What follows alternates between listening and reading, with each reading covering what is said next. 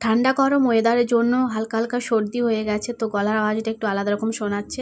তো সকালবেলায় তো রান্নাবান্না মোটামুটি হয়ে যায়, তারপরে আমার কিছু বাকি ছিল। আর এদিকে দেখো আমি ঘেমে পুরো অস্থির। আর ওইদিকে আমার কিছু ঠাকুরের বাসনও বাকি ছিল ধুতে, সেগুলোও ধুয়ে নিয়েছিলাম। আর সকালবেলায় রান্নাবান্না তো আমার হয়ে গিয়েছিলো। আর এদিকে লাউ খোসার বাটার রেসিপিটা তোমাদের সাথে শেয়ার করে দিলাম।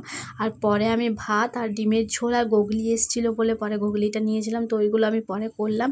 তারপর রান্নাঘর গুছিয়ে সব কিছু পরিষ্কার করে রেডি হয়ে চলে গিয়েছিলাম ছেলেকে নিতে।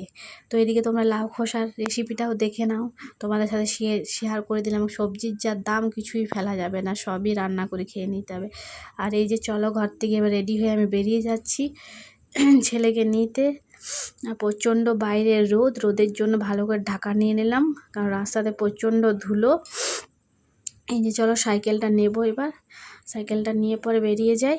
আর একটু ভালো করে ঢাকাও নিয়ে নিলাম। আর দেখো রাস্তার 4টা ট্রাকের মাঝে আমি দাঁড়িয়ে আছি, মানে এতই রাস্তার অবস্থা খারাপ, মানে সাইড দেওয়ারও জায়গা নেই। তারপর ছেলেকে পৌঁছে গেলাম স্কুল। আর এই যে রাস্তার মাঝে একটা বিশ্বকর্মার প্যান্ডেল পেয়ে গেলাম, ছেলেকে নিয়েও চলে এলাম। স্কুল থেকে এসে পর দেখছি মা চলে এসছে, যেহেতু কিছুদিন আগে জিতাসাট পার হয়েছে তাই আকুড়ি দিতে এসেছিলো। আর তারপর দুপুরে খাওয়া দাওয়া করে এই যে শুয়েছিলাম। আর ছেলে তো বিরক্ত করছে, আর এদিকে বৃষ্টিও শুরু হয়ে গেছে। আর সন্ধে হয়ে গেল, সন্ধেতে যে খাবারগুলো হয়ে গেল রান্না। আর সর্দির জন্য ভালো লাগছিল না বলে একটু চটপটা বানালাম, কারণ মা অনেকগুলো ছোলা ভেজানো এনেছে, তো এই যে চটপটা করছি।